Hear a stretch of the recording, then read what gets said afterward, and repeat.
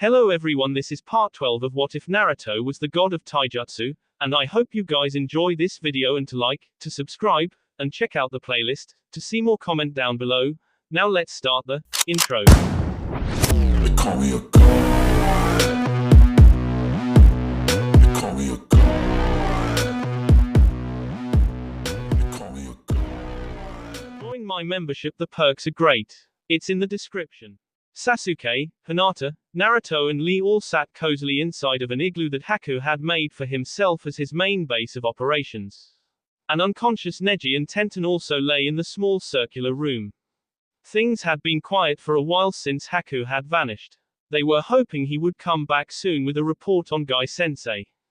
Finally, after what felt like hours of waiting, though it had actually only been minutes, Haku returned through a mirror of ice located in the top of the igloo. So, did he beat that snake bastard good? Naruto asked excitedly. Haku smiled brightly and gave them the thumbs up. Situation handled. I knew he would do it. Lee pumped his fist triumphantly. Neji and Tenten both stirred slightly but neither of them got up. Perhaps we should keep it down for them, Hinata whispered. Everyone else nodded in agreement. So what happens now? Sasuke asked after a few moments of silence. Surely my team will be compensated or given a handicap for this.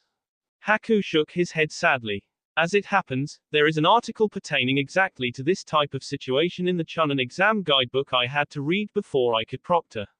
It states that while it is unfortunate, it is considered just bad luck, and on the field bad luck can sometimes happen. The fact that we survived by managing to call outside help just happened to be good luck. That's the way the rules look at it. TCH, how stupid. Sasuke already wasn't liking this exam and they had only been here for a few hours. Well, at the very least give me my scroll back. You still have hours too, Naruto quickly added. Haku scratched the back of his head in embarrassment. About that? Are you freaking kidding me? Sasuke yelled as he s his hand on the ground.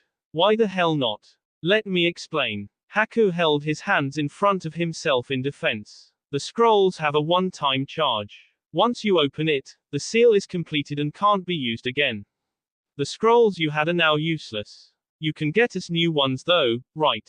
Naruto asked hopefully. The look on Haku's face told him he wasn't going to like the answer. We prepare the scrolls specifically for the exam depending on the number of people that pass. Not even I can get at the remaining scrolls. Unfortunately, it comes down to the same thing as before. I'm sorry. Do not worry about. We might not have survived if not for your quick thinking. Lee stared at the ceiling of the igloo. What about that guy? He had a heaven scroll. Another contestant took it after aiding your sensei. Since he was a contestant I had no right to stop him and he risked his life by doing what he did. Haku sighed heavily. I am sorry. I wish there was some way I could be of help to you. Providing you this base to recover in is about the most I can manage for now. Not like we're hurt anyways. Naruto drummed his fingers on the ground as he thought. We're just sticking around to see if more people show up to attack Sasuke and his team.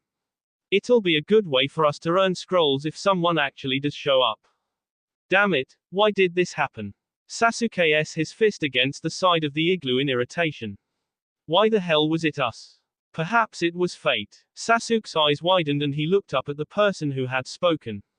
Hinata was staring right at him, a cruel calmness in her eyes. Regardless of what happened, you guys need a plan. Are you just going to sit in this igloo until morning? Haku was looking around at the four conscious genin seriously. We will stay here until tomorrow morning. If no one comes by then we shall go searching for our own scrolls. Lee looked to both of his teammates and they nodded their heads in agreement to his plan. Well, I'll leave you all to discuss your plans more thoroughly. I have to monitor the exam some more. Haku stood up and vanished into the mirror. A moment of silence followed before Naruto voiced up. We should split up to cover more ground then. I'll leave a clone with each of you so just pop him if something happens. They all began discussing their plans until Sasuke suddenly s his fist against the igloo again. Are you guys stupid? We're both down to no scrolls thanks to an unjust system. Are you really okay with that? He looked each of them in the eyes one by one. To his surprise, they all seemed completely sure of themselves. He didn't understand. Why are you still whining about something in the past? Sasuke stared at Naruto in disbelief. Was he about to be lectured by the last? Yeah, we lost the scrolls, but we're alive. As long as I can still crawl, I intend to pass this exam. What about you, Sasuke? Those words haunted the last Uchiha the rest of the day and most of the night. What did you say? Sarutobi asked as he stood up and his hands on the table. Orochimaru infiltrated the village and attacked a group of Konoha genin. Guy said, nimbly sitting on a chair. His whole beef felt like it was on fire from opening up so many gates, but he had to make this report. I was summoned into the forest by their scrolls and engaged him in battle. He's now. Sarutobi opened and closed his mouth several times, something Might Guy had never seen before. Finally, the Hokage seemed to regain some composure. Bird, rat, dog. I want you to the location immediately. Guy felt the presence of the three Anbu leave in a hurry. What was he doing here? Sarutobi asked as he slumped down into his chair. I apologize, Hokage-sama. I was too focused on trying to survive the battle. I didn't interrogate him at all. I also failed to spare his life. The Hokage shook his head. He never would have talked anyways. Furthermore, it is a miracle you managed to survive at all, let alone kill him. He had been heavily injured before I had shown up. Both my team and Kakashi's had been engaged in battle with him, not to mention Haku had been fighting as well. Guy had a faraway look as he spoke. Yakushi Kabuto. He aided me in landing the K blow. Do you know him? Sarutobi pulled at his beard. The head surgeon's son, I believe. He was the only one found alive on a battlefield some years ago. That's all I really remember. Compared to his famous past, he doesn't really stick out much. Guy rolled the thought around in his head for a few moments. Eventually, he decided against mentioning about the feeling he had when he had been talking to Kabuto. It was probably nothing anyways. After all, he had helped him win the battle. My team isn't going to be able to get a new scroll, are they? Unfortunately, this exam is now the least of my worries. I'm sorry, Guy. Sarutobi tilted his hat towards the youthful man. No, that's okay. They'll pull through. I know it. Day 2. Sabaku Q. Gaara said impassively as he closed his hands. The man encased in Gaara's sand could only scream as he was crushed to death and his insides were spilled everywhere. How disgusting, Kiba spoke lowly from his hiding spot in the bushes. He looked to his two teammates. Hey, we should get out of here. Shino nodded in agreement, but Sakura didn't make a single move. Instead, she sat there trembling. Hey, Sakura, come on, we gotta get out of here. Kiba shook her shoulder slightly. Hey, no, stop, don't K us too. Kiba spun his attention back to the other two ninja. They were now also encased in the redhead sand. No please, we'll do anything you want. The two of them were in hysterics as they screamed for mercy. Gaara ignored their pleas as he rose them up into the air.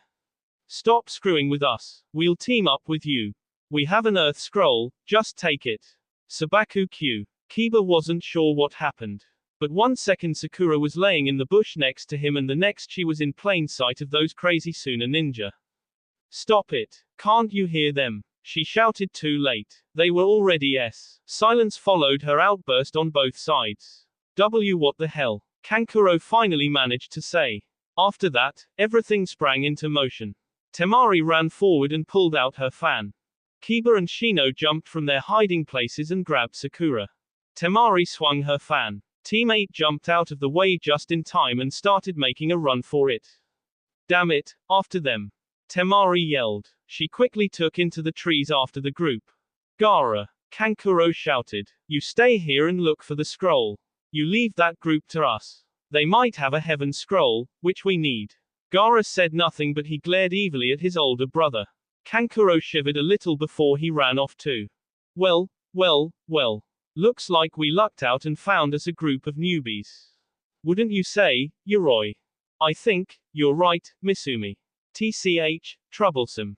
Shikamaru said lazily as he stood up from where he was sitting. I told you guys a fire would draw unnecessary attention. Don't you criticize us. It's freaking cold, you lazy bastard. Ino shouted as she too stood up. And Choji, quit stuffing your face. Enemies are here already. Choji quickly finished his bag of chips before he wordlessly stood up as well. Well, this should be fun. The one called Yoroi said as he cracked his knuckles and stepped forward. Wait a second there, Shikamaru said, holding his hand up. If I'm not mistaken, isn't your third teammate Kabuto? What of it? Misumi asked. Well, I'm just saying, but I doubt he would want you guys attacking us, being first-timers and all. Shikamaru shrugged. Don't think we give a damn what he has to say. Yoroi shouted as he charged with a kunai drawn. He stopped within 10 feet of his opponent and hunched over slightly. Yoroi, what's wrong? Misumi edged forward slightly. I can't move. What kind of jutsu is this? Kajime no jutsu, successful. Shikamaru let out a small smirk. You bastard. When did you weave this jutsu? When I was still sitting down. I had my back to you guys, after all. Shikamaru explained lazily as he watched his free opponent carefully. Unfortunately for you, I now know to attack from a distance. The man pulled out several shuriken. Dodge this. He suddenly froze up too. Then his B collapsed. Misumi, what the hell happened? Yoroi couldn't turn his head to see. Here you go. Shikamaru turned his head for him. Yoroi watched as Misumi slowly stood back up. Well, looks like I made it. Misumi laughed aloud. Misumi, what are you talking about? Yoroi wasn't sure what was going on anymore. Let me explain. Shikamaru turned his head back straight. You see how my teammate's unconscious behind me? You don't mean? Yep. She's invaded your friend's mind. Now it's 3-on-1, what are you going to do? Yoroi grimaced from behind his mask. I'm going to K you all. He roared. Suddenly his B started jerking slightly. Ino, Chuji. He's breaking free. Shikamaru shouted just as he lost the jutsu completely. Yoroi then charged at him. Nikuden Sensha. Choji roared as his B inflated. His head and limbs popped inside his clothes and he started rolling at a great velocity towards his opponent. Damn. Yoroi dove out of the way of the ball before he was flattened. When he got up, his hand was glowing blue. Don't try anything funny. Misumi's B roared as he jumped at his teammate. Yoroi dodged his punch and delivered a strong kick to his teammate's chin. Interesting. Yoroi said aloud as Choji came rolling back through. This time when he jumped out of the way, he lightly tapped onto Choji's side. The ball veered out of control a little. On his way back through, Yoroi did the same thing. Choji was wobbling terribly now. Oi, Choji, leave it to Ino. His hand is doing something strange to your chakra. Shikamaru called. Gotacha. Choji stopped rolling and popped out as his normal self, panting heavily. So what are you going to do, Yoroi? You can't K your teammate, now can you? Ino taunted as she slowly approached her foe. I'm onto your game. Yoroi stood his ground. Any damage my teammate takes, your real B takes. What a disappointing ability. Ino stopped in her tracks. You wouldn't really K your friend, would you? Yoroi took advantage of her sudden pause and charged. Ino didn't have a chance as he grabbed and twisted her arm and his teammate's B into the ground. I'll tell you now, you chose the wrong B to enter when you chose his. How about I show you why? Yoroi suddenly kicked in his teammate's elbow and snapped the arm backwards. No. Shikamaru shouted as he heard Ino's elbow snap. What the hell? Ino shouted in confusion. That didn't hurt at all. Yoroi let arm go and it snapped right back into place. That's right. Misumi's B is special. Too bad your B doesn't seem to share its attributes. Yoroi grabbed his teammate's leg and gave a mighty twist. Ino, leave the B. Shikamaru shouted as he watched his teammate's leg spin unnaturally. Shikamaru, I'm sorry. Ino shouted before Misumi's B went limp again. Damn, and I was going to go for the neck this time. Yoroi laughed as his real teammate started to stand back up. Took you long enough, asshole. Don't be so rough with my B next time. Misumi cracked a few of his bones. Ino suddenly gave a great cry of anguish as her mind returned to her B. Hey, serves you right versus. Yoroi chuckled. I believe it's 2-on-2 now.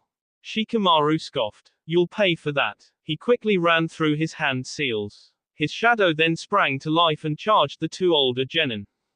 Sorry, but we won't be caught by that again. Both of them jumped back. Instead, I think we'll take our time with Fatso over there.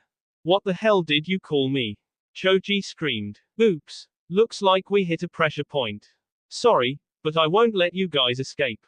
Shikamaru said as he neared his opponents with great speed. What the when did he get so fast? Shikamaru's shadow hit them just as he quit running. While those leg weights are usually a pain in the ass, they definitely help for when I need to surprise someone. Shikamaru gestured to a set of weights he'd left in the snow behind him. Gonna have to tell Guy-sensei he taught me something useful after all. Alright, Choji, nail them good. Definitely. Choji roared, already in his ball form and rolling towards the enemy. No one gets away with calling me fat. Whoa there, big guy. Kabuto suddenly appeared in front of Choji with one hand raised, instantly stopped in his tracks. Choji, Shikamaru screamed. He didn't dare move though for fear of releasing his targets. No worries, Shikamaru-kun. I simply stopped him from crushing my teammates. I'd hate to have to repeat again because you know. Shikamaru studied him closely. He could have sworn he saw Kabuto's hand glow just a moment before he stopped Choji. Maybe he was wrong. I know what you mean, however, your guys attacked us first. Yes, I apologize. I'll be sure to scold them. Kabuto sent a glare to his two teammates. You guys are always so overconfident. That's what gets you into trouble. When you're going to defeat an opponent, do it precisely.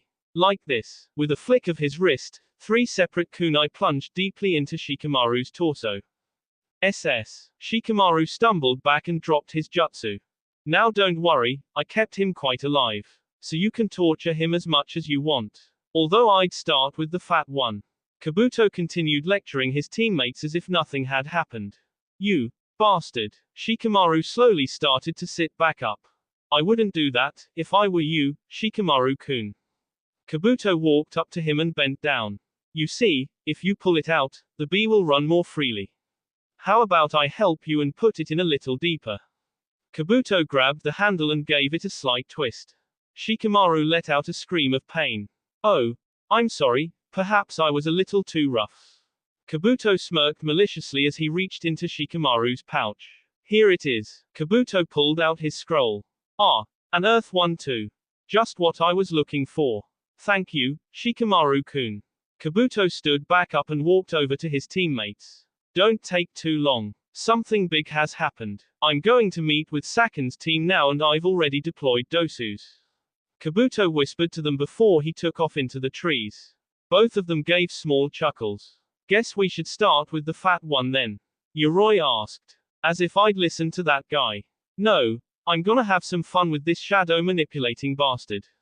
Misumi answered as he made his way over to his target. Damn it, come on, Shikamaru, think. Try as he might, the lazy boy couldn't get his bee to move. Typical, being it was the one time he actually wanted it to. Take this dog boy. Temari shouted as she gave another wave of her fan as she chased after Kiba. Just like before, with each wave, limbs of trees were chopped into pieces and sent tumbling to the ground. Kiba, again, narrowly dodged the torrent of death. You're crazy, you know that. Kiba roared as another gale approached him. He took cover behind one of the massive trees. I hope Sakura and Shino are doing better against that cat guy than I am here. Akamaru gave a slight whine from the inside of his jacket. You know what, that's not a bad idea. Kiba responded back to the dog. Quote. Don't just talk to yourself. Kiba dropped to his feet as Temari used the fan like a mallet and it against the tree where his head had just been. As Kiba rolled away he dropped a couple of smoke bombs that went off. Are you screwing with me?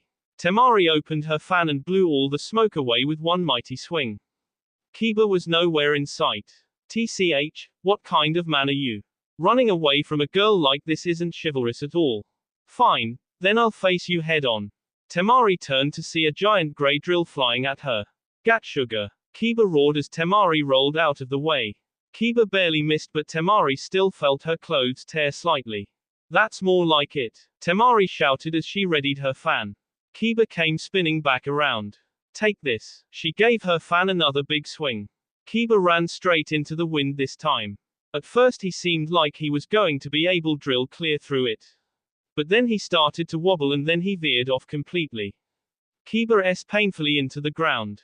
Damn. Kiba said as he slowly started to rise to his feet. He didn't get far as Temari's metal fan into his ribs. Time's up. Temari said as she brought her fan above her head. Kiba gave a cough of B. Yeah, for you it is. he said triumphantly. Temari had no time to ask what he meant as another drill S into her B from the back. She gave a scream of pain as the drill picked her up off her feet and then S her into a nearby tree. She fell limply to the ground as the second drill was revealed to be another, more feral-looking Kiba. In a puff of smoke, Akamaru was standing there instead. Nice going, Akamaru, Kiba called while he limped up to his nin dog. The dog gave a bark before it walked up to him whimpering. Nah, I'm fine. She did nail me good but nothing that won't heal. She, on the other hand, won't be up for a week. Kiba gave a loud laugh but then quickly gripped his ribs in pain. Akamaru gave another whimper to show its concern. We need to worry about our teammates for now. We'll take care of it later. Suddenly the sound of feet crunching on the snow reached their ears. They both turned their heads up and gave a big sniff. Crap, it's that face paint guy. We gotta hide, fast. Kiba limped over to a group of nearby fallen branches and quickly nestled his way inside them. Just as he did, Kankuro came running out into the clearing. Damn it, where'd those brats go? He scanned around the area for a minute. Then he caught sight of his downed sister. Temari, Temari, he shouted and quickly began to run over to her. As he neared her he felt something funny starting to happen.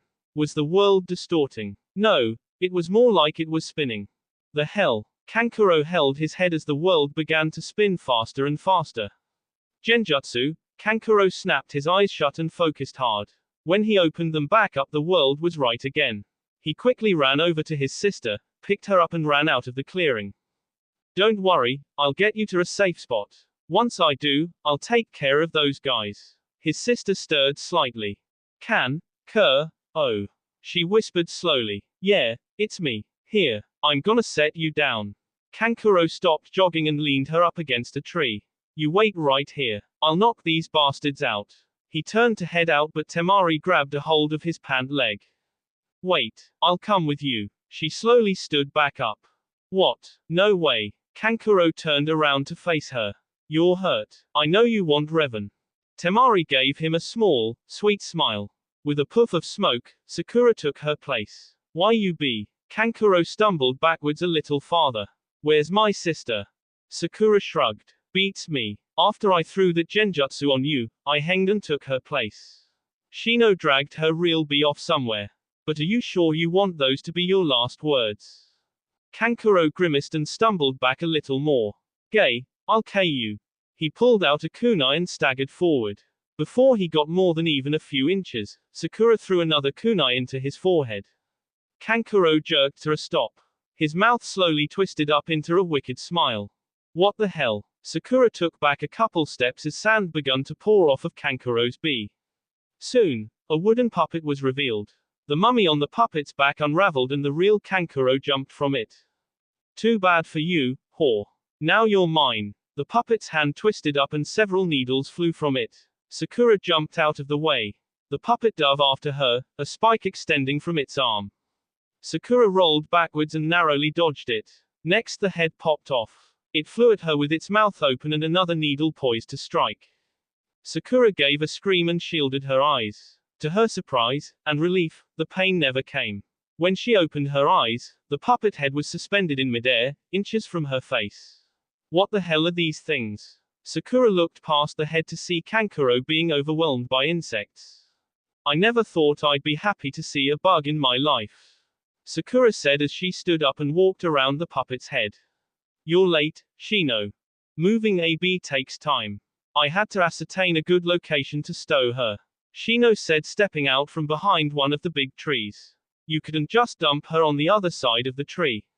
Sakura asked in annoyance. That would be ill-advised. We could use her as collateral. Perhaps we can talk that Gaara into trading the scroll for her life. If I just left her anywhere, there was a chance Gaara or another team would locate her. We would then lose what little advantage we have. Shino's explanation was met with exhausted laughter from Kankuro. Trade. With Gaara. It'll never work. He'd let you K her and then he'd K you. Life isn't important to that guy. You might as well run now. You'll never beat him. Kankuro tried to stand up but immediately failed. Just run while you can. Shino took his words into consideration for a moment. His words are disturbing. He concluded. Doesn't matter how disturbing they are. They have an Earth scroll. We got heaven. We'll never get another opportunity like this. Kiba stumbled into the clearing. Besides, it's 4-on-1. There's no way we can lose. Don't be so rash, Kiba. We can't just charge into this. If this guy is as dangerous as he says, we need a plan. Sakura scolded her teammate. There's no time to make a plan. Kiba shouted. And why not? Sakura yelled back. Because he's already here, was Shino's response. Sakura looked to her teammate and then at where he was looking. Don't back out on us, Sakura. We're a team. We can take this guy. Together. Sakura quit backing up. Kiba, she whispered. She then looked to Shino. He stood at the ready. They were going to fight. She couldn't let him down. She had worked too hard with Kurenai-sensei to do that. Sakura swallowed and steeled her nerves. You're right, I'm sorry. Hey, don't sweat it. That's what I'm here for. Kiba formed a hand seal and Akamaru transformed into a perfect copy of him. You defeated my brother and sister. Gaara spoke for the first time. You should be especially tasty. His sand came alive and flung itself at them. Shikamaru let out another roar of pain as Misumi snapped yet another finger backwards. Choji watched in mute horror from his position on the ground. Yoroi sat on top of him, his foot planted on his face. His hand slowly sucking the chakra from his bee. Ino lay unconscious, neither man had touched her yet. Hey, this is too much fun. What bone should I snap next, huh, Shikamaru-kun? Misumi laughed cruelly. Go to hell, Shikamaru said between clenched teeth. What was that, punk? Misumi socked Shikamaru right in the chin. I was being nice, giving you a few extra minutes in this world. But I'm not so sure you have the right attitude. Maybe I should just snap your neck right here. Misumi grabbed onto his throat. Shika, Choji's voice called out just lightly, tears streaming freely from his eyes and into the snow. Say goodiebe, Konoha senpu. Misumi was sent flying as a powerful spinning kick connected with his gut. What the hell? Yoroi immediately got off of Choji as the new visitor appeared. A kid in a disturbing white spandex. Lee, Shikamaru whispered. Do not worry, Shikamaru-kun. I will pay these guys back tenfold for what they have done to you. Shikamaru had never seen Lisa angry before. He couldn't help but smile a little. Things would be okay with him here. Yeah, knock, MS for me. Sasuke sat alone inside the igloo. Not entirely alone, Neji and Tenten were still there but unconscious. No one had shown up and as planned, Team Guy had cleared out, leaving Sasuke alone to his thoughts. What do I plan to do? He asked himself the same question over and over again. He was beginning to realize how weak of a person he actually was. Tenten and Neji were so much stronger than him. They had fought their all against the Sannin while he had stayed back in fear of the greater foe. Just like it had been with his brother. Now he was again frozen in fear from going out into the forest on his own. The three of them had gone separate ways without a fear in the world, but he couldn't take that first step. So he was stuck here inside the igloo, waiting for his teammates to recover. Guess I'm on my own if anyone from the exam actually shows up then. A sudden crack alerted Sasuke's attention. He took a quick peek around outside. He had no doubt that his team was well hidden, but he still couldn't take any chances. To his horror, a team stood in the clearing right outside his base. By the looks of things, the team was from Otogakure. Oh, Sasuke, the taller male called. Come out of there. We'd like to have a chat with you. Sasuke ducked down. How did they find us? We could also hear you talking to yourself a mile away. You shouldn't underestimate our abilities. Orochimaru taught us himself. Sasuke's eyes widened in surprise. He emerged from the safety of their hideout and approached the Oto team in the clearing. What? Your boss too weak to handle me himself? He jeered. The girl laughed. As if, more like he's too busy now. He told us to find and capture you. He doesn't care what happens to your teammates anymore. You must have really set him off. Sasuke smiled slightly. It would appear they weren't aware their leader had even someone else must be calling the shots while taking advantage of their ignorance. The proctor won't be able to help you. We are actual participants in the exam. Sasuke already knew that this time. Afraid it's just you and us. The mummy-like boy charged at him. Sasuke shifted into his fighting stance and activated his Sharingan. The boy swung and Sasuke stepped back, dodging his blow. Sasuke spun around and clocked the boy in the head with a powerful kick. Got you, Sasuke said before his vision started to blur. And you. The mummy-like boy responded as Sasuke hunched over and barfed. Hey, how pathetic. Zaku brought up one of his arms. Suddenly a stream of air fired from it and into Sasuke, knocking him clear into a tree. I don't even see why Orochimaru-sama wants this guy. He's worthless compared to us. Sasuke cursed as he attempted to get up. Why was it always like this? He performed so well in academics, but when he got into the actual field he always seemed to fail. Zaku. Kin. Get down. Dosu roared. Dosu rose his arm up and deflected a third arrow that would have taken his head as well. Kin. Zaku roared. Who the hell are you?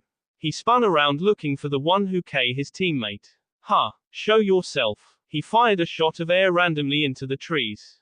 Hinata, Sasuke said weakly as he stumbled to his feet. His eyes slowly began to harden in resolve. I'm tired of needing to be saved. Sakura quickly formed a group of seals before she barely dodged Gaara's whip of sand. Gatsuga, Kiba roared as he and Akamaru into his sand defense again. They were both easily batted away. What the hell, Sakura? I thought you were putting him in a genjutsu. Kiba shouted as he stumbled up from where he landed. I did, but it's like the sand has a mind of its own. Sakura cried as she slid around several more sand whips. What about you, Shino? I don't see your insects doing anything. That has got to be taking up chakra.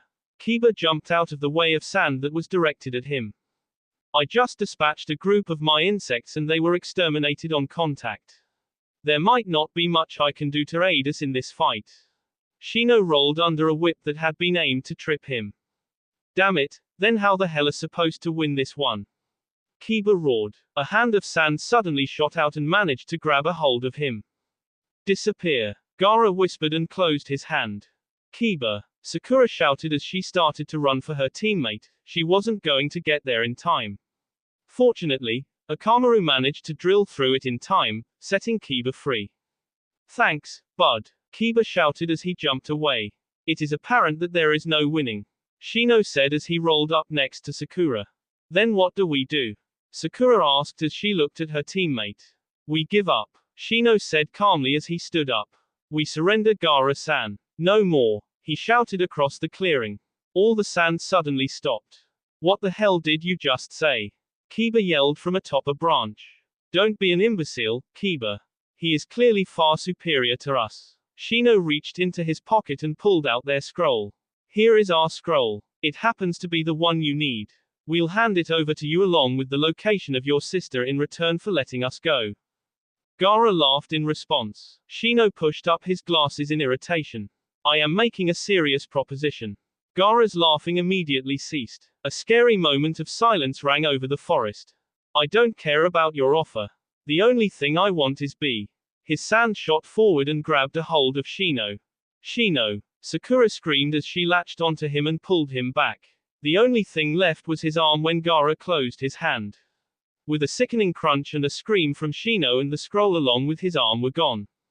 Damn it. He was trying to negotiate with you, asshole. What right did you have to steal his arm? Kiba roared and charged at his target of rage. Gaara's sand immediately intercepted him. No, Kiba. Someone save him. Sakura cried again. Akamaru wasn't close enough this time. Suten, Mizurapa no Jutsu. A wave of water suddenly rose up and before anyone knew what was happening, washed away Gaara and his sand. Kiba, you okay? Naruto said as he landed next to him. Naruto, what are you doing here? What does it look like? I'm saving your asses, Naruto said as he smiled triumphantly. Who said I wanted to be saved by you? Kiba put his forehead right up against Naruto's. What was that, dog breath? Naruto returned Kiba's glare. Idiots. Move, Sakura yelled. Ha! They both turned to see a giant tree branch flying at them. Oh. They both jumped in an opposite direction to get out of the way. How interesting, so we actually did meet here today. Naruto's B ran cold as Gaara slowly walked back into the clearing, a huge, deranged grin on his face. This makes me so happy that I get to KU today, Uzumaki Naruto. What the hell is this guy talking about? Kiba looked back and forth between Naruto and the red-headed maniac. Did you do something to piss him off? Naruto managed a tight-lipped smile. Something like that. He glanced briefly over to where Shino and Sakura were. He then looked back to Kiba. Get your teammates and get them out of here.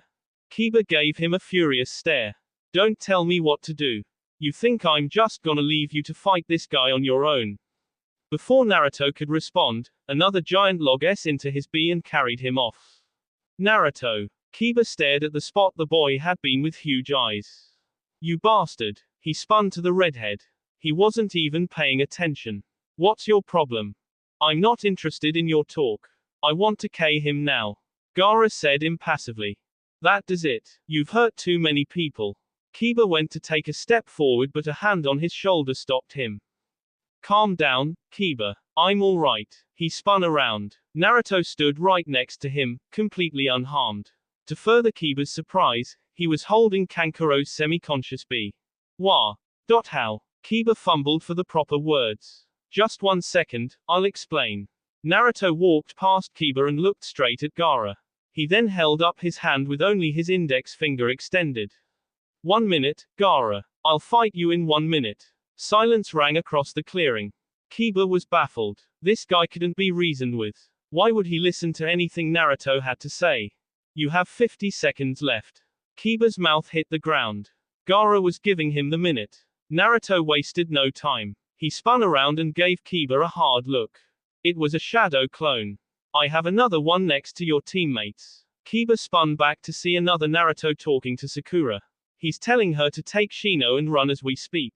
They'll need someone to keep them safe. Naruto looked purposefully at him. No way. I can't let you fight this maniac by yourself. Do you have any idea how strong this guy is? Kiba shouted in exasperation. I do. Naruto's blunt reply shocked Kiba silent. But you have to trust me, I'm the only one who can take him. We understand each other. Kiba gave him a baffled stare. Understand each other, he said skeptically. How can anyone understand that guy? Just leave it to me, Kiba. Naruto ignored his question. Take care of your team. Kiba. They both turned to look at Sakura. Don't listen to Naruto. Just stay with him. The two of us will be okay. Without waiting for an answer, Sakura hoisted Shino by his one arm and started running out of the clearing with him. Kiba smirked and turned to see Naruto staring at his teammates with his mouth agape. I understand your good intention, but we won't let you take this guy by yourself. Naruto turned an annoyed glare back to him. Then you and your mutt take care of this guy. Naruto threw Kankuro to a surprised Kiba. Kiba barely caught his heavy bee. What do I look like, your luggage boy? I don't want him to get caught up in this. I know it's hard for you to think about right now, but I think this guy was just as afraid of Gaara as you are. Kiba stared hard at Naruto for a few seconds. If things start to get messy, we're jumping in without hesitation. Kiba jumped up to a nearby branch. Akamaru was right on his tail. Sounds like a plan. Naruto took a deep breath and slowly turned back towards his opponent. Gaara stood there patiently. If you had any second thoughts about what I said yesterday, now's your chance. We don't have to do this, Gaara. I already gave you my answer, and your minute's up. The sand from Gaara's gourd sprang to life. Naruto began running through hand signs. Suten, Suiban no Jutsu. The snow around Naruto's feet instantly turned to water and a stream spiraled around his bee. It's your move. Gaara said nothing as a whip of sand shot forward. Naruto's water whip adjusted accordingly. Gaara's whip into it with brute force. Water splashed everywhere, but the sand was halted in its tracks. Naruto's water knocked it out of the way and then fired forward. More sand rose from Gaara's gourd and blocked the water before it was able to reach him. Neither combatant had moved even an inch. Interesting, Uzumaki Naruto. You plan to use that water the same way I use my sand. Gaara continued to stare impassively at his opponent. Naruto shrugged. If you can't beat M, join M. Gaara again didn't respond as 3 whips of sand shot forward from his gourd. Naruto ran through more seals. 2 can play at that game. 4 whips of water flew from the snow. 3 intercepted Gaara's whips and 1 continued forward. A wall of sand stood in front of Gaara, blocking it. Soon a shuriken. Blades of sand began firing in rapid succession. Naruto ran through more seals. Suten, Suijin Heki no Jutsu. A wall of water rose in front of himself, but Naruto didn't stop there. Suten, Mizu Shuriken no Jutsu.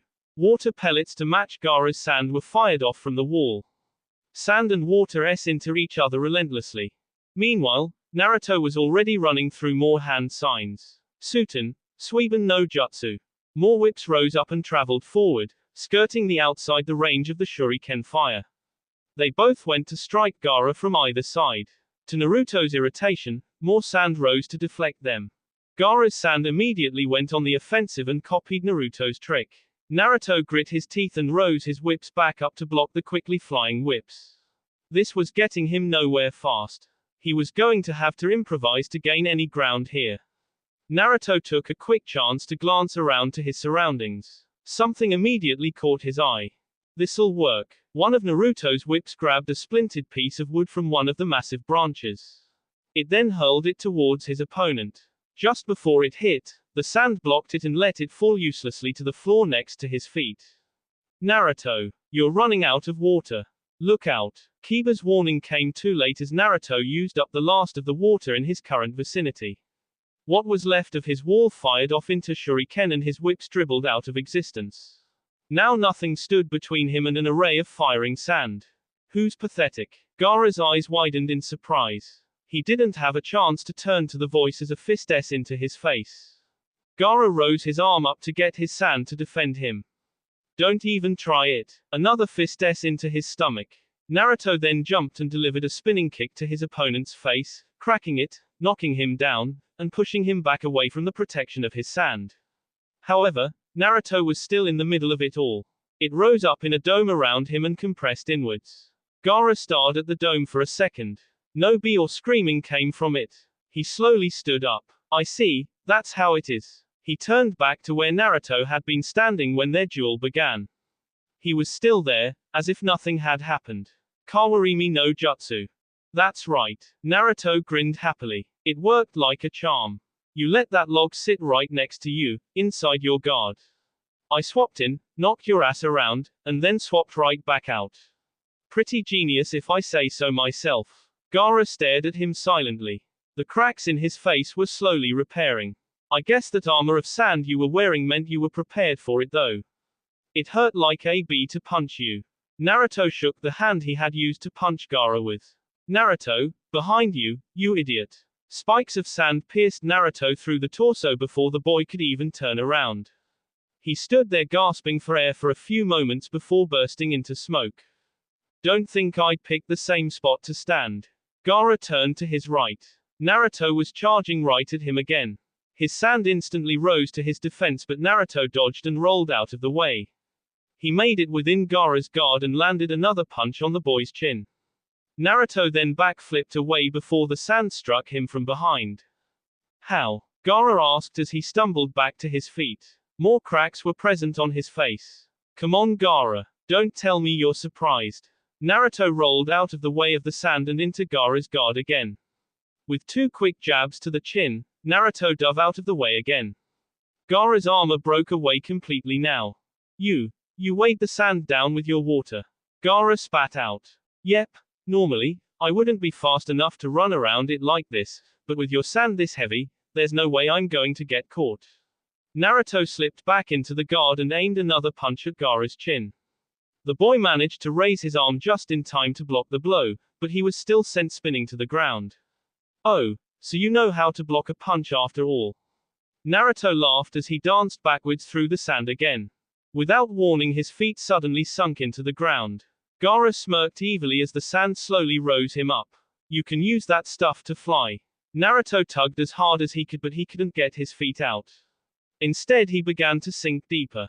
You will sink down 50 meters where the pressure will without a doubt be, Gaara said. Even if you do escape before that happens, you will be forced to fight from the trees as I have turned all the ground in the immediate vicinity to such a substance. Let's see your fist reach me now, Uzumaki Naruto. Naruto grit his teeth at his opponent. Damn you, Gaara. So which one of you should I beat to a pulp first? Lee asked as he finished cracking his knuckles. Now, Misumi. Why don't you let me have a go at this one? Yoroi stepped in between his partner and the spandex-clad genin. No freaking way. I owe the bastard one. Let me have him. Misumi walked up next to Yoroi. You got to have all the fun torturing Pineapple Head. It's my turn to torture someone. Yoroi glared at his partner through his shaded glasses. TCH, fine, just make it fast. Misumi walked over and plopped down on top of Choji. Get off of him, Lee said as he settled into his stance. What was that, punk? You want to make me? Misumi taunted from his spot. I shall. Lee went to move forward to Yoroi was instantly upon him. Lesson number 1. Never take your eyes off your opponent. Yoroi swung and Lee easily caught his fist. Lesson number 1. Never hurt my friends. Lee bent Yoroi's hand backwards with such force that his wrist broke with an audible snap.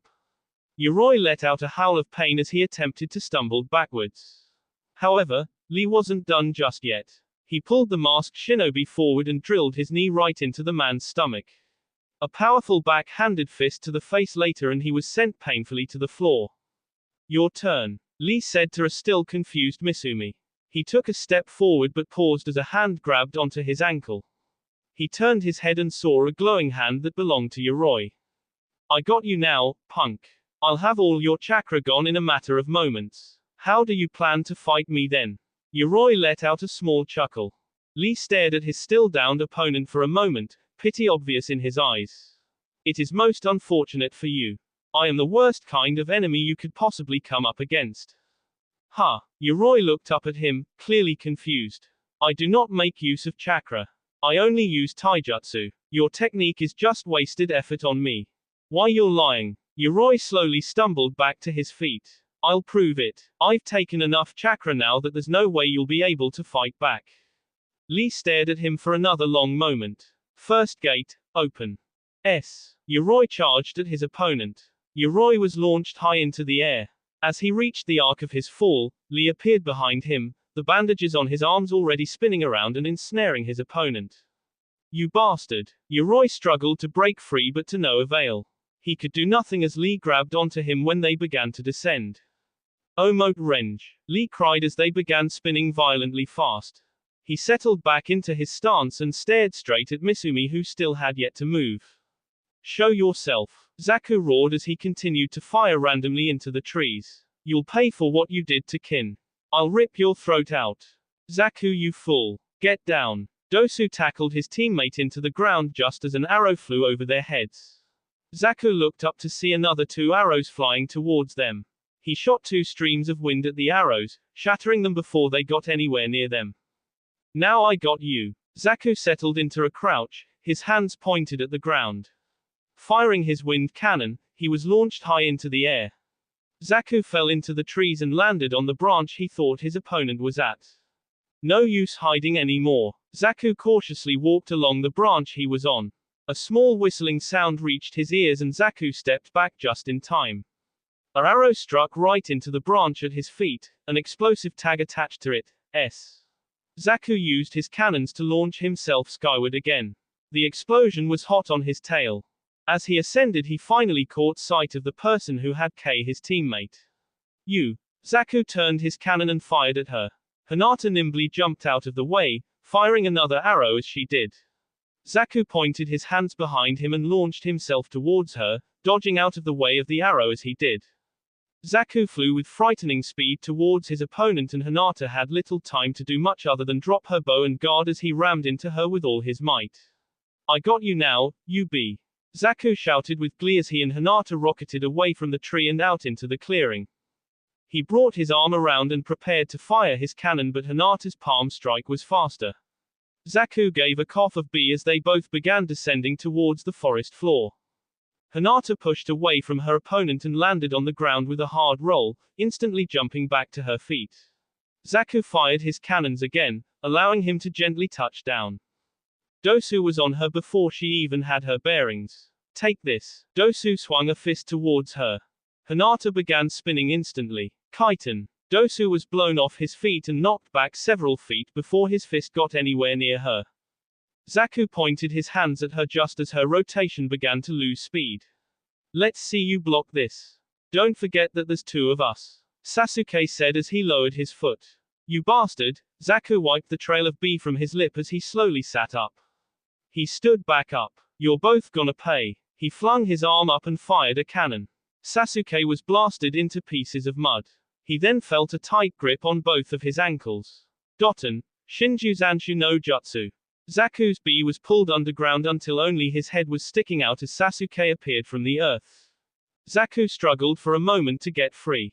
Get me outta here, you asshole. You just stay there while we deal with your teammate, Sasuke said as he took off towards where Hinata and Dosu were dueling. Quit spinning, Dosu shouted as his attack was deflected again. Hinata slowed her spin down again and continued to stare at Dosu. I'm going to break that barrier yet, Dosu panted in exasperation. Your attack is quite fearsome, however, there is not way that those sound waves will ever be capable of making it through my rotation. You are just wasting your time, Hinata said as she stepped cautiously around her opponent. Oh, then why don't you try something other than defending? Dosu taunted. Too scared to drop your guard. He ran forward again, his arm poised to strike. Hinata jumped to the side this time, and when she moved, an array of fireballs came into Dosu's line of sight. Crap. Dosu dove to the ground and just barely avoided the S-volley. Hinata jumped back in an instant, swinging her palm forward. Dosu rose his shielded arm to block. He was unprepared for the pain spike he felt as Hinata's strike connected. He let out a yelp of pain and stumbled backwards, nursing his slowly numbing arm. He didn't even see Sasuke's fist coming until it was buried into his face. Dosu was again ripped from his feet and sent flying to the ground. Sasuke-san, out of the way. Hinata ran forward and pushed Sasuke out of the way. She then quickly stepped back herself, just before a wave of air went flying through. She whirled and stood so her B was facing an already freed Zaku. Sasuke jumped into place and stood with his back to hers so he was facing Dosu. So you stuck around in case something happened, huh? Sasuke turned his head slightly so he could see the back of Hinata. I didn't do it for you, Hinata said without moving an inch. Thanks anyways. This is the second one we owe you for, Sasuke said turning back towards a slowly rising Dosu. Hinata didn't say anything for a few moments. You sound surprisingly humble, she said after finding the right word. A day in this forest can do that to some people. Hinata didn't respond but Sasuke could swear he heard her nod her head. He's firing his cannon, can I leave the bandaged one to you? Hinata asked as she stepped out of the way. Sasuke ducked below the blast of air. Yeah, we'll talk more when this is done. He charged towards his opponent.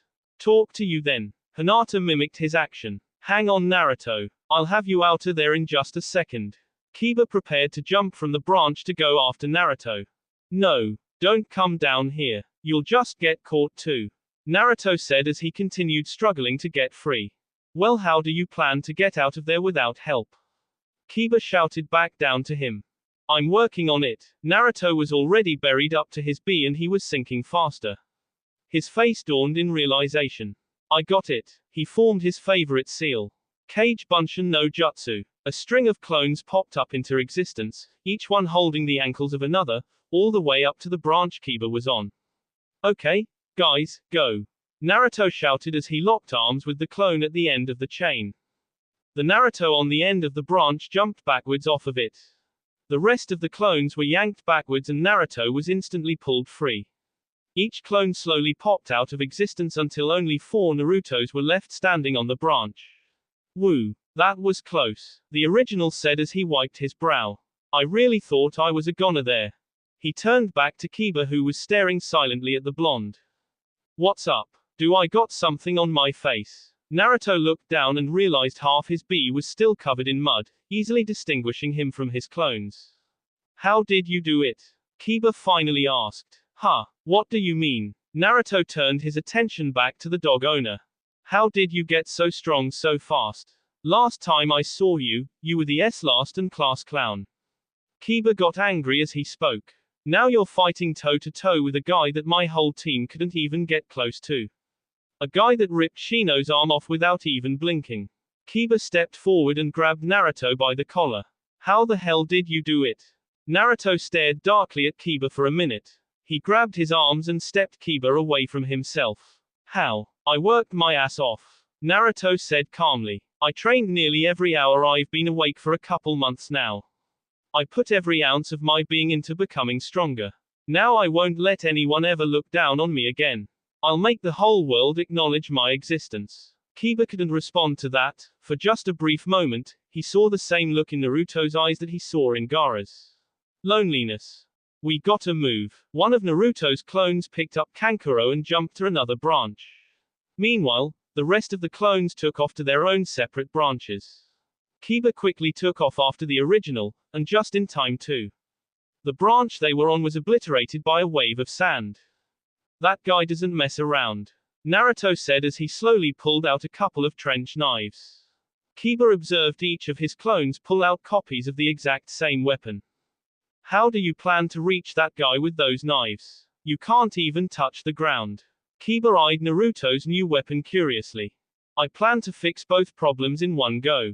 Naruto nodded to all his clones. They each gave him a similar nod. You might want to hold on to something, Naruto said as he jumped down.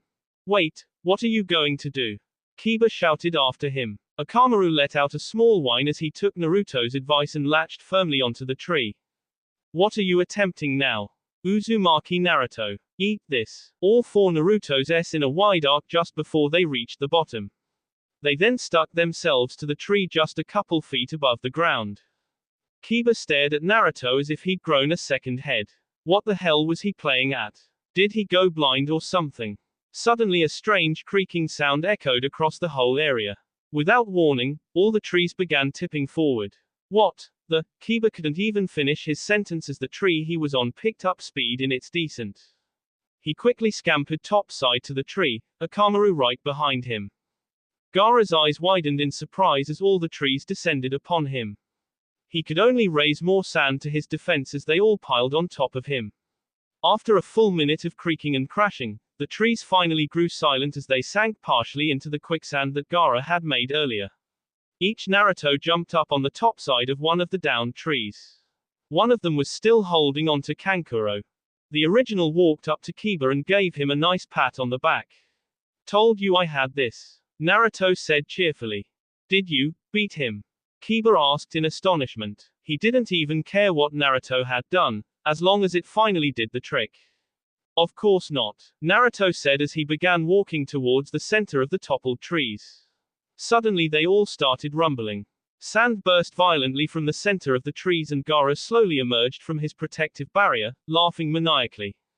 Fantastic. This is absolutely fantastic, Uzumaki Naruto. Gaara's laughter slowly but a truly wicked grin remained on his face. You will without a doubt transform me into a perfect being. I can hardly wait. Sand fired in violent whips towards Naruto. The sand that lay around Naruto turned into spikes and shot upwards. Naruto ducked and swung his blade again. The sand was again split apart. Gaara, please, can't you see I want to be your friend? You don't have to be lonely anymore. Gaara's sand whipped outwards again and Naruto was forced to roll out of the way and onto a different tree. What would you know about being alone? Gaara yelled. I've seen you surrounded by all those people.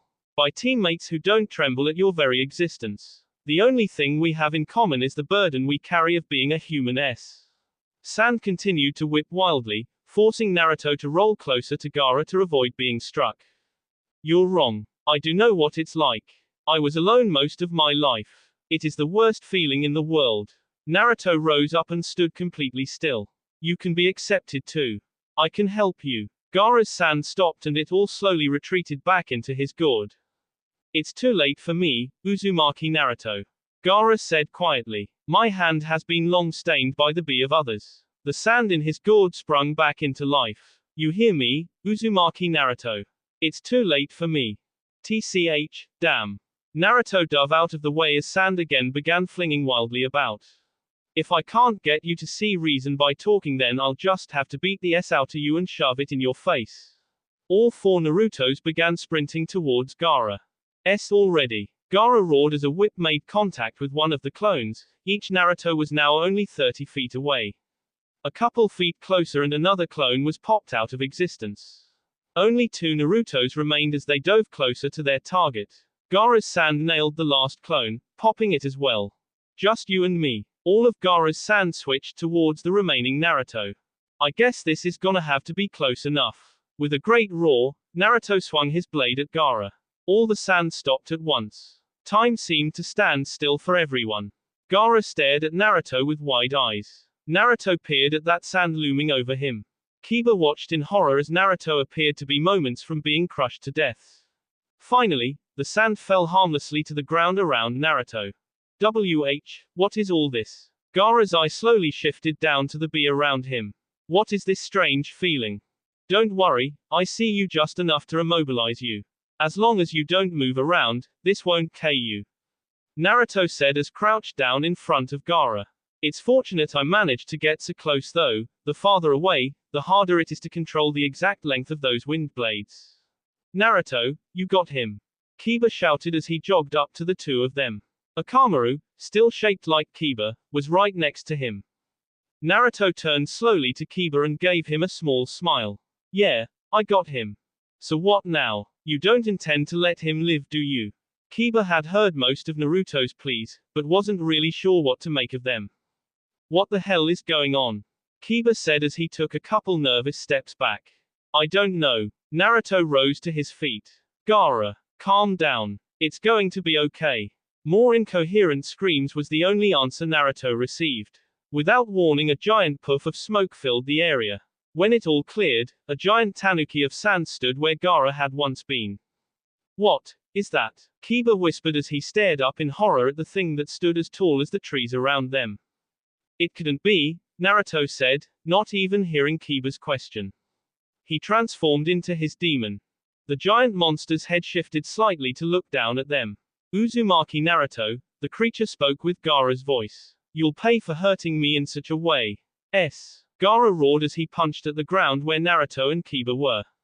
You do not look all that surprised that I just killed your teammate. Lee said as he watched Misumi. Nor upset, he added after a moment of thought. If that idiot was dumb enough to be killed by a single kid, then that's his fault. Misumi said as he got up from off of Choji's back. It has nothing to do with me. Lee's eye twitched slightly. Nothing to do with you.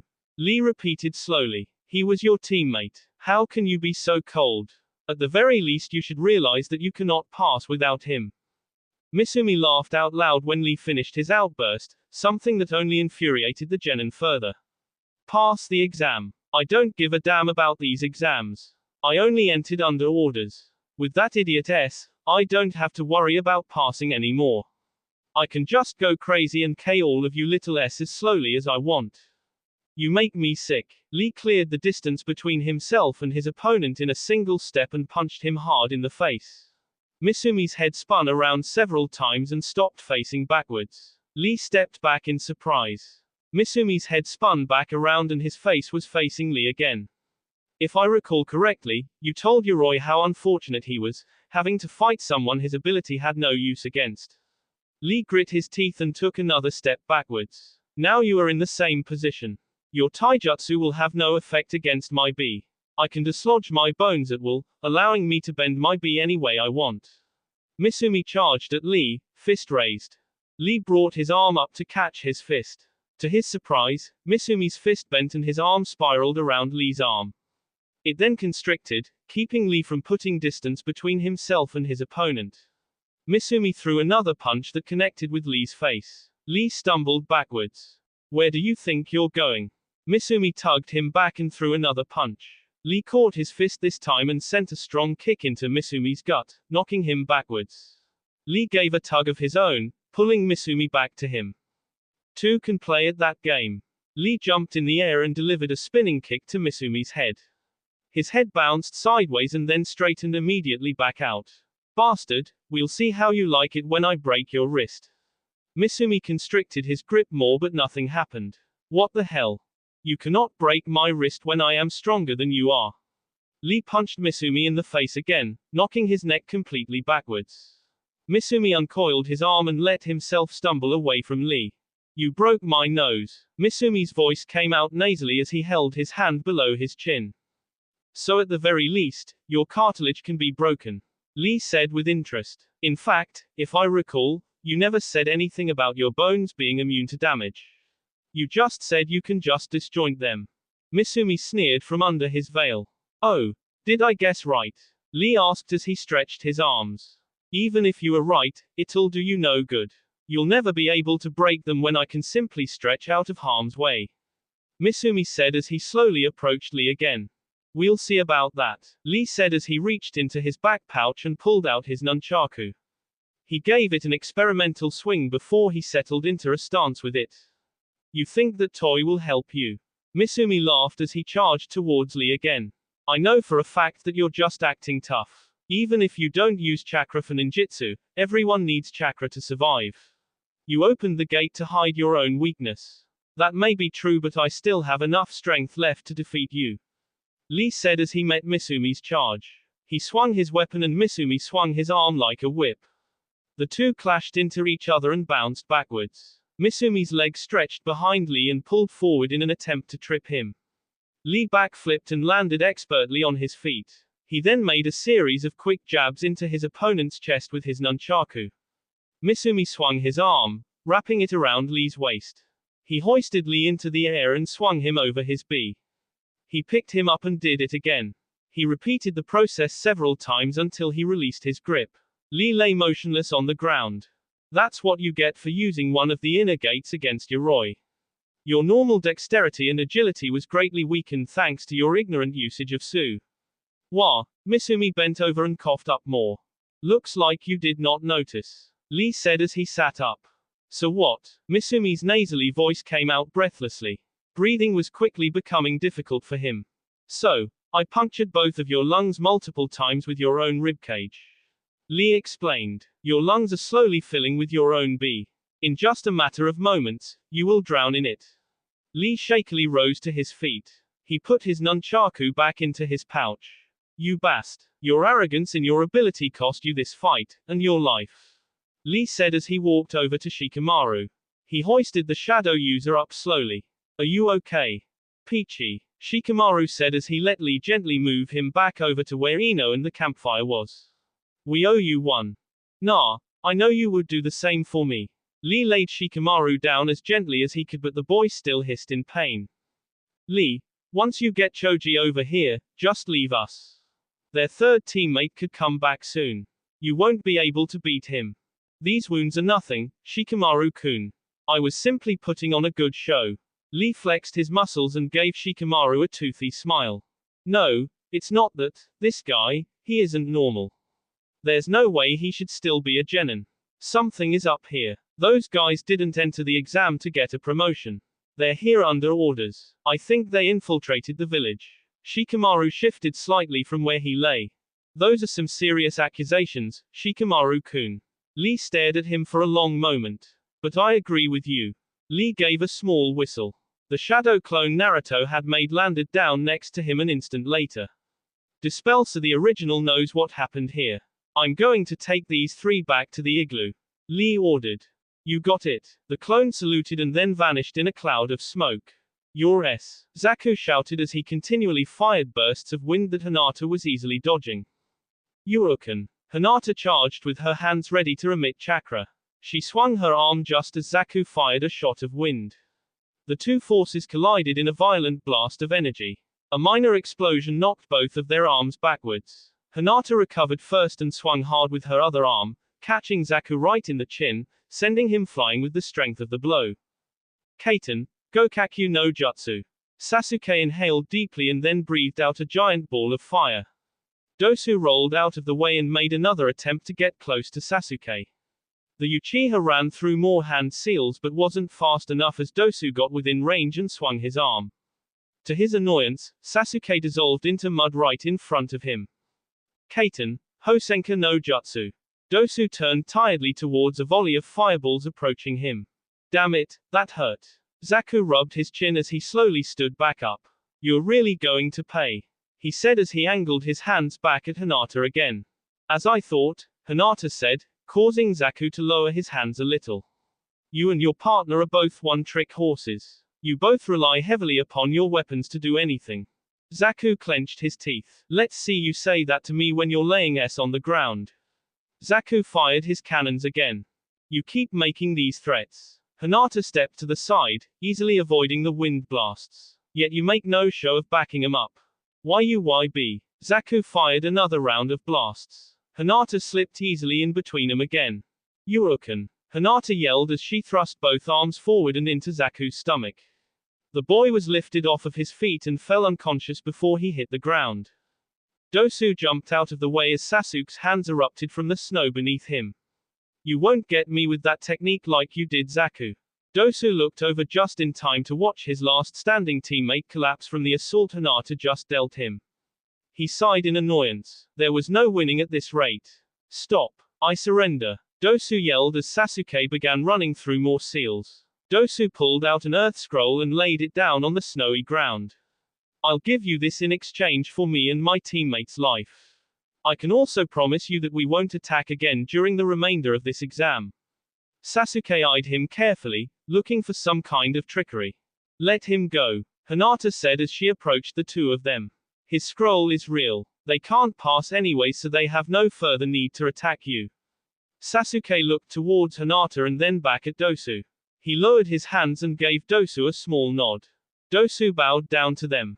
Thank you for your kindness. He then got up and walked over to Zaku. After hoisting him onto his shoulders, he wordlessly jumped away. You think he'll be back? Sasuke asked as he walked over and picked up the scroll. Hinata shrugged. For now, I'll let you hold onto the scroll. Lee-senpai and Naruto-kun should be back in a couple hours at most. If all goes well, they should have a scroll. Sasuke shrugged and pocketed the scroll. You have a lot of confidence in your teammates. They are both strong. It is thanks to them I can even fight like this. Hinata picked up a couple of the arrows she had fired and slipped them back into her quiver. You K that girl without hesitation. Is that your first K? Sasuke caught sight of the B arrow that had K-kin. He was beginning to wonder what happened to the shy girl back in the academy. What happened to the clan loser Neji always talked about? No. On our first C-rank mission I was forced to take the lives of others. Hinata began cleaning the arrow that had gone through Kin's head. I've learned that if it means I can protect those important to me I cannot hesitate. Sasuke stared hard at the back of Hinata's head for a few seconds. You mean Neji? He finally said after much deliberation. Hinata stiffened slightly. She then got up and turned towards him. Neji-ni-san may resent me for the past, but I cannot bring myself to hate him. We are family. She slipped the last arrow into her quiver. Sasuke stared at her hard for a few minutes. Her reason didn't settle well with him. After all, he wanted nothing more than to K his own brother. Instead of saying anything about it, he decided to focus on the topic at hand. Anyways, we owe you one. If there is a way we can repay you later, just let us know. Hinata stared at him for a few seconds. It's appreciated, but I didn't do it expecting anything in return. Before Sasuke could say anything more, she turned and cupped her hands over her mouth. Clone-kun, you can come out now. As she said that, Naruto came flying from the trees and landed down in front of Hinata, her bow in his hands. Oh, Clone-kun, you found my bow. Hinata took it from him and gave the clone a quick K on the cheek. Thank you. Now let the original know what happened. The clone nodded and puffed out of existence, a visible blush still on his face before he did. Naruto landed at that base of where the trees had been seen down by himself. Kiba and Akamaru were tucked under one of each of his arms. Phew, that was close, Naruto said as he dropped the two to the ground. Close is what you call it. It's a darn miracle we escaped at all. Kiba looked up at Naruto and all the annoyance drained from his face. Naruto, why are you covered in red chakra? That's not important. Kiba, before that thing figures out that we aren't underneath its paw, you gotta get out of here. Naruto watched as the giant tanuki continually into the spot where they once were. What? I thought we told you already. Kiba. Naruto interrupted him. He then turned to face him and Kiba felt his knees weaken at Naruto's glare. You're in the way. I can't fight and protect you at the same time. Normally Kiba would have a comeback to that, but his mind had temporarily frozen at the moment. The only thing he could do was nod in agreement. Akamaru slowly stood up and put his hand on his master's shoulder. Kiba seemed to snap awake at that moment. Naruto, you better not Kiba said before he and his dog took off away from the battlefield. Idiot, I can't yet. I haven't become the Hokage. Naruto tightened his grip as his chakra knives. At that moment, Gaara finally realized that Naruto wasn't being crushed to death by his fist. He quickly began to scan the area, but it didn't take long to notice Naruto's glowing, red form. There you are, Uzumaki Naruto. So it would appear you can tap into your demon's chakra like I can the Shukaku's. Is that what that thing is called? Naruto said, although he doubted Gaara could hear him. What an ugly name. Although, I guess it fits. Tell me how ugly it is when the life is being squeezed out of you. Gaara roared. He spread his arms out wide and an armada of sand shuriken began spewing from the demon's stomach. Damn, that thing would have good ears. Naruto jumped backwards into the trees in an attempt to take cover. Unfortunately for him, the trees stood no chance as they were assaulted by the storm of shuriken. The trees were shredded like paper and soon Naruto found himself having to dodge a countless number of them anyways. There were too many for him to keep up with though and soon Naruto was pelted by half a dozen of them, sending him crashing into the ground. How do you like that? Uzumaki Naruto. Gaara's laughter echoed across the forest. Naruto slowly stood himself back up, his wounds already beginning to seal back up. The snow around him was melting from his demon's aura. Why don't you tell me how you like this? My own version of my first water jutsu. Naruto threw his knives into the air and began running through a set of seals. Sushin, Daisuiban no Jutsu. The water all around Naruto rose up and began to form a massive stream. Naruto used the water to pick up a downed tree. He then flung the tree right at Shukaku's bee. The giant demon was easily able to catch the tree without much difficulty at all. However, it left it open for the whip to S with great force into the unprotected monster, knocking it over and down into the ground. Naruto dropped the whip immediately after using it. Water rolled everywhere in a massive wave, parts of it washing over him. The red chakra around him disappeared and he fell to the ground panting. His chakra blades hit the ground around him. That's not enough. I have to keep going. Naruto closed his eyes and focused hard. More of the red chakra instantly began wrapping around his bee. Naruto felt all his fatigue disappearing. This is going to get dangerous if I keep doing this. Naruto said aloud, Yamato-sensei's warning of suffering from something called severe chakra burn if he used the aura more than twice in a day ringing in his head. I'm going to have to take it out with this next strike. At the very least I have to immobilize him. If I could just figure out where Gaara was in that massive thing. Naruto surveyed the massive creature as it clumsily got back to its feet. It was clear that Gaara was not used to controlling the massive bee. He probably rarely, if ever, entered this state. Still, the fact that he could was quite humbling to Naruto. If he ever took too much chakra from the Kyuubi, he could end up like him too. Naruto picked up his knives and started moving carefully behind the tree line. The closer he could get before being spotted, the better chance he had at pulling this off. Unfortunately for him, it appeared as if Gaara could sense him now. He must have been picking up on his demonic aura. You can't escape from me. The demon raised its giant arm and to Naruto's horror, sand began rising from all around him. Naruto dove out from behind the trees and into the open clearing so he could see the sand better. He landed nimbly on a downed tree and began sprinting towards the towering demon. That's when Naruto noticed it.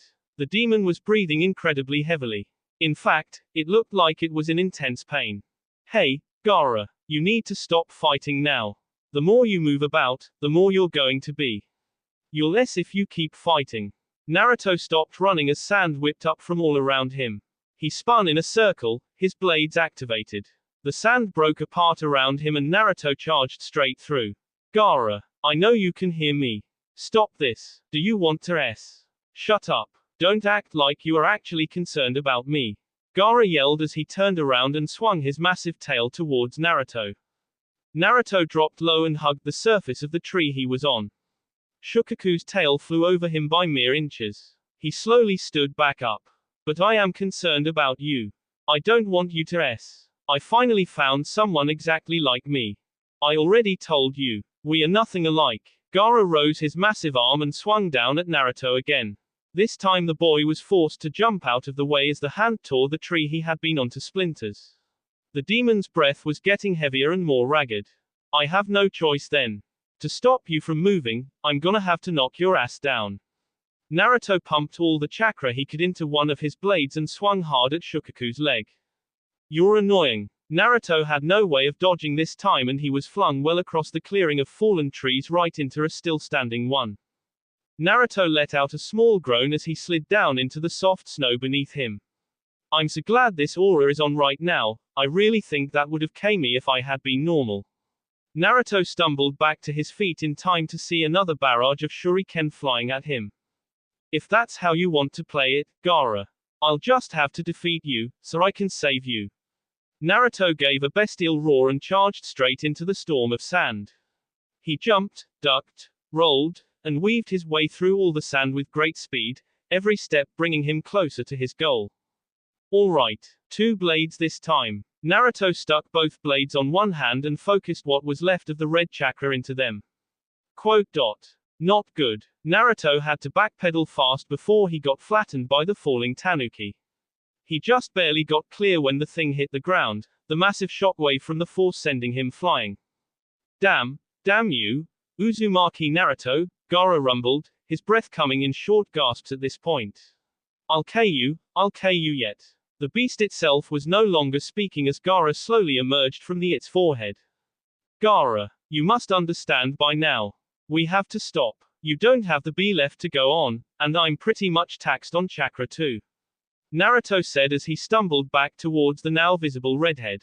This can't be, how can I lose, to someone like you, when I'm so close, to perfection? Gaara's head slowly drooped over and he shut his eyes. Gaara, hey, that's not funny. Gaara, you're alright, aren't you?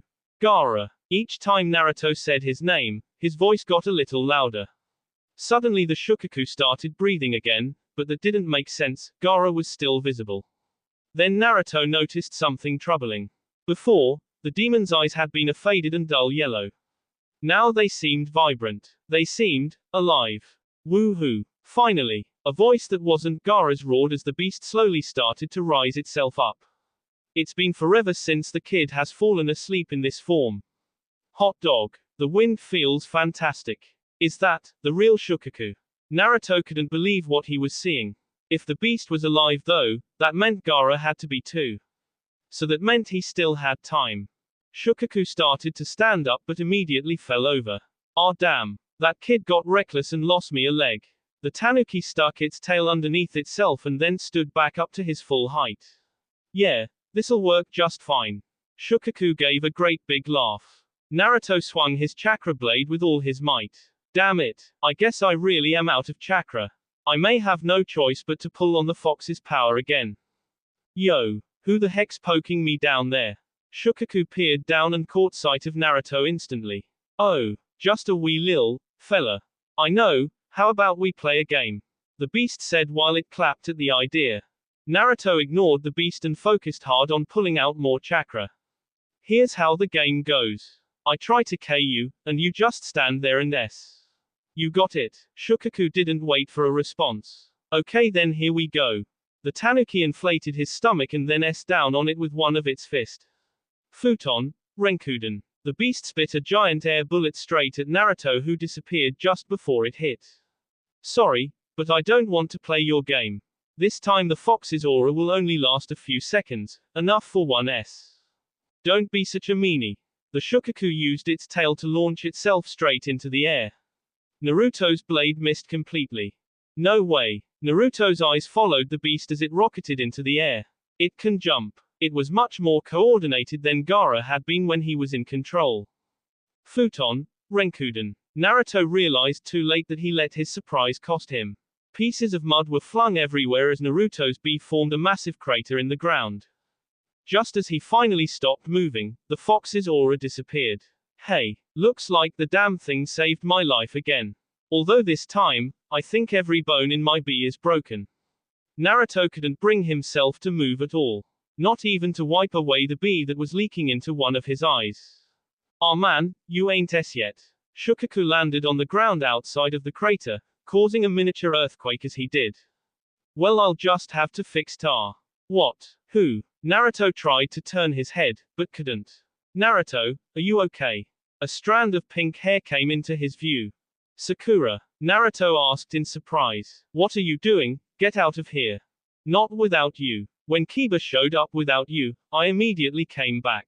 There's no way I could live with myself if we let an idiot like you for us. Sakura bent down to pick him up. Where the hell do you think you're going with my toy? Sakura whipped around in surprise. Shukaku was completely unharmed. Sakura, you have to run. Naruto yelled. You're no match for it. Sakura turned back to Naruto and smiled sadly at him. No way, she said adamantly. She then turned back to the Shukaku and spread her arms out. You'll have to blast through me too if you want to K him. Sakura. No. Don't do this. Naruto propped his elbows and attempted to lift himself back up but fell down immediately. The Shukaku laughed happily. Yes. Now I get to K2 of M. He inflated his stomach back up. Futon. Sakura, run. I won't. Both genin closed their eyes and waited for the wind blast to K them. They waited a few moments but nothing happened. They both opened their eyes back up and slowly looked up at the Shukaku. To their surprise, he was crumbling. No. The beast roared. How is this possible? I can't BS. I just finally got free. It's not fair. The Shukaku kept shouting unintelligibly as its mouth fell apart. Soon the giant beast was no more. Complete silence rang across the forest. Not a single creature dared to make a noise. Finally, Sakura slipped down to her knees. She was shaking hard. Did it say it was S? Sakura. The pink-haired girl quickly turned back to the broken blonde. You have to get me up to Gaara. Sakura gave him a questioning look. Please. Any doubts in Sakura's mind fled as she saw the seriousness on Naruto's face. All right. Sakura gently helped Naruto up, his arm wrapped around both of her shoulders. They slowly but surely, one foot in front of the other, began their ascent from the crater and up towards Gaara. When he finally came into sight, Gaara, Naruto knew he shouldn't be crying. He'd only known the guy for a little while, and all the time they'd been trying to K each, yet Naruto felt like he'd known him all his life. Answer, tears slid down, falling onto the redhead's face. How strange. Gaara slowly opened his eyes, surprising everyone there. Gaara. Naruto was the only one of them to say anything. You're alive. Not for much longer, the beast inside me has already perished. I will soon follow it. Gaara looked skywards, his eyes glazed over.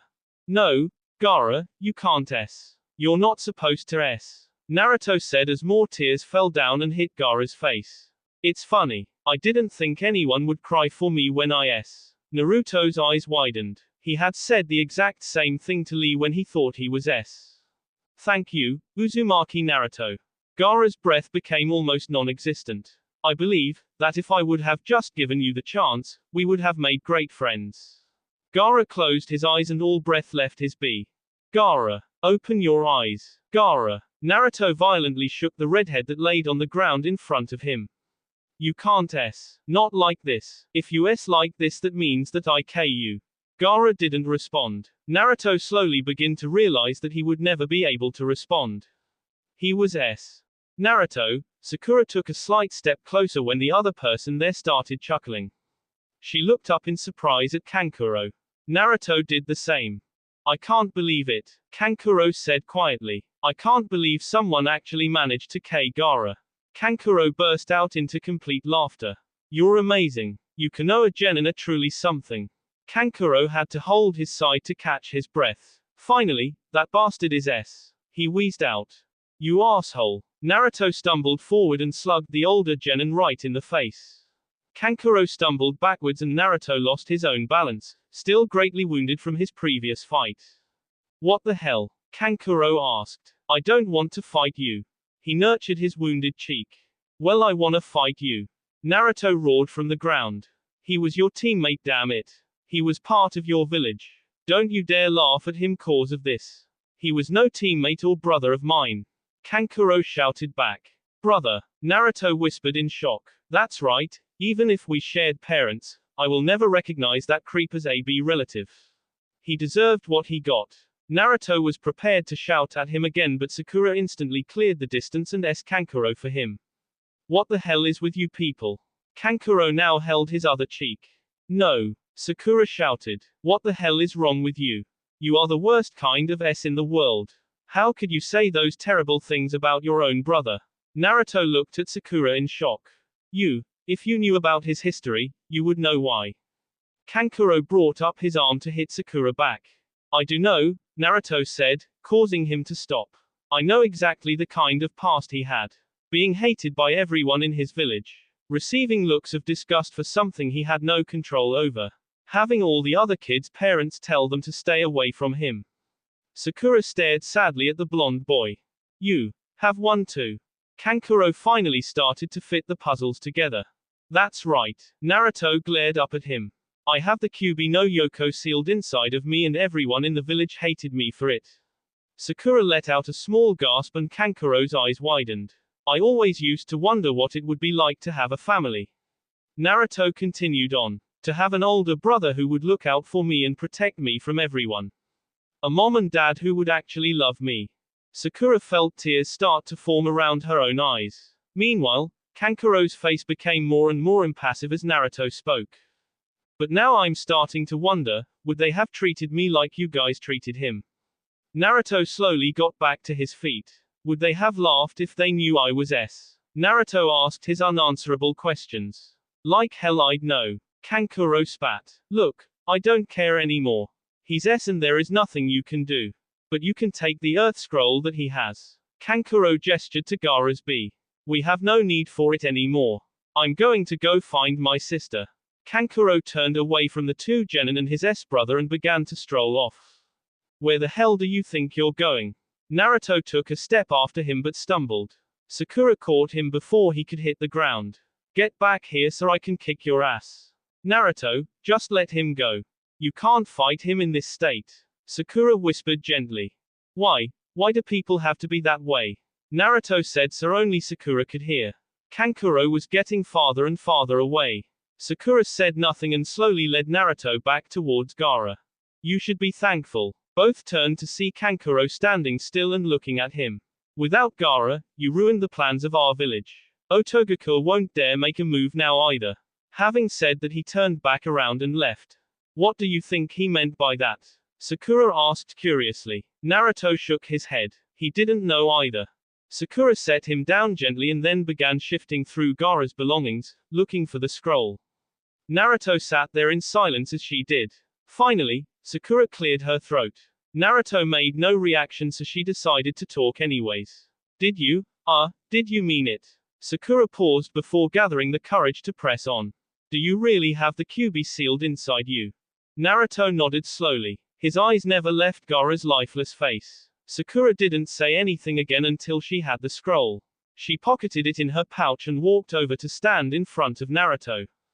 I'm sorry, Sakura said. About what? Naruto asked bitterly. About a lot of things right now. But mostly, for the way I treated you in the past. I didn't know, Sakura paused. There was no point in finishing that sentence. You're not the only one. Naruto replied. Then he sighed. Not like it matters, it's in the past. Besides, it's hard to know when they'll kill you if you tell anyone. He slowly struggled to stand back up. Let me help you. I know where my teammates are heading. Sakura stepped forward to give Naruto a hand. You can stay with us until you're strong enough to move. Naruto shook his head. I'm not going anywhere just yet. Not until I dig Gaara a proper grave and pay him my respects. Naruto pulled out a kunai and stumbled up to a part of the ground that wasn't destroyed or covered by trees. The ground has mostly hardened back up now, but it should be soft enough for me to dig through. Sakura watched him sadly before she walked over next to him and stuck her hands into the still soft dirt. She pulled out a big amount and threw it to the side. She continued this multiple times until she noticed Naruto had stopped. When she looked up, he was staring at her, confusion evident on his face. Aren't you worried about your hands getting dirty? Or breaking a nail? Naruto finally asked. Sakura smiled slightly before setting back to work. Idiot, I'm a Kanoiki now, not some pampered princess. She heard Naruto give the smallest laugh before he threw his kunai aside and began digging again. Sakura had long since lost track of time before they finally got done digging. She knew they must have at least spent a couple hours at it though. The ground had been much harder the lower they had gone, working had soon become strenuous labor. Very little conversation had passed between them the whole time as well. Nevertheless, they had finished and were now throwing the dirt back upon Gaara, whom Naruto had laid into the pit already. That should do it, Sakura said as she patted the mound of dirt down a little. I have to say though, it's a miracle N attacked us while we've been here. Anyone who was close enough to see the Shukaku probably turned tail and ran. I doubt anyone will be coming by this part of the forest the rest of the exam. Naruto said as he ripped off a decently sized piece of bark. He stuck it in the front of the mound. Sorry Gaara, I know it isn't much, but this is going to have to do for you. Naruto said as he scribbled the boy's name on it. He then kneeled down in front of it and clapped his hands together. Sakura mimicked his action and they both silently prayed for the boy. After a few moments of silence, they both opened their eyes. Let's get going, Naruto said as he slowly stood back up. When he went to walk he stumbled forward again. Idiot, Sakura said as she caught him. There's no way you are going to be healed enough to move on your own. Let me help you. Naruto nodded silently as Sakura began to help him walk away. There you guys are. Both Sakura and Naruto looked up to the trees to see Kiba and Shino standing there. Akamaru rested happily on Kiba's head. We thought you were both goners. Kiba shouted, relief evident in his voice. They both jumped down to the forest floor, next to Naruto and Sakura. Shino made it with Kiba's assistance. Shino, Naruto spoke first. Naruto fumbled for the right words. Are you alright? He finally asked. He couldn't take his eyes off of the spot where Shino's arm was supposed to be. If you are asking if I feel any pain, then I am alright. Shino answered in monotone. My Kikaichu secreted a special formula to stop the bee and numb the pain the second my arm was taken. I will be capable of surviving in this forest for the remainder of the exam, but my ability to contribute to getting the scroll will be nil while I am on the drug. Naruto took a couple seconds to process what Shino had said. But, can you still be a shinobi? His eyes still hadn't left the spot. Shino adjusted his glasses slightly. As an aberrame, I have always relied on my Kikaichu rather than normal shinobi methods. While I will be slightly stinted, my clan's jutsu do not require any hand seals. Therefore I will not be forced to halt my career. Naruto nodded slowly as his brain ran through Shino's words to hear.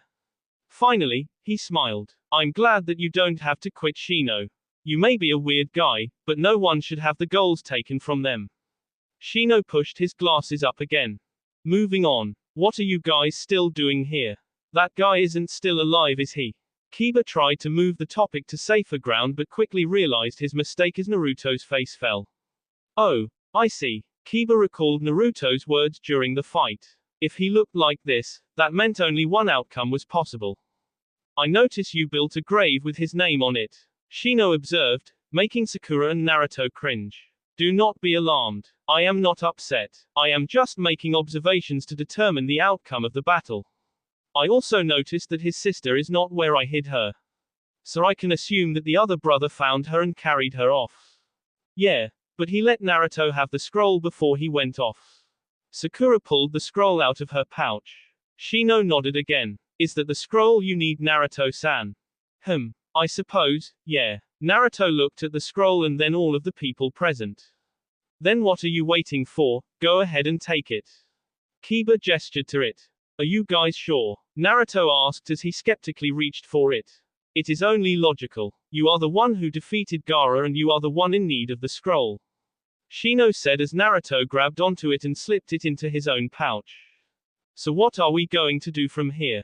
Kiba asked while looking at his teammates. I doubt there is much we could do to pass anymore. We're down to no scrolls and Shino isn't in a state to be fighting. Our best move would be to head to the edge of the forest by the fence. Most teams will be heading inwards to get closer to the tower, not the other way. Shino said matter-of-factly. That's not a bad idea, but we need to make a detour. Everyone turned to Naruto. Trust me, you guys are going to want to come with me. That will be all for this video. Be sure to like, subscribe, share, and comment down below for more videos. Goodbye.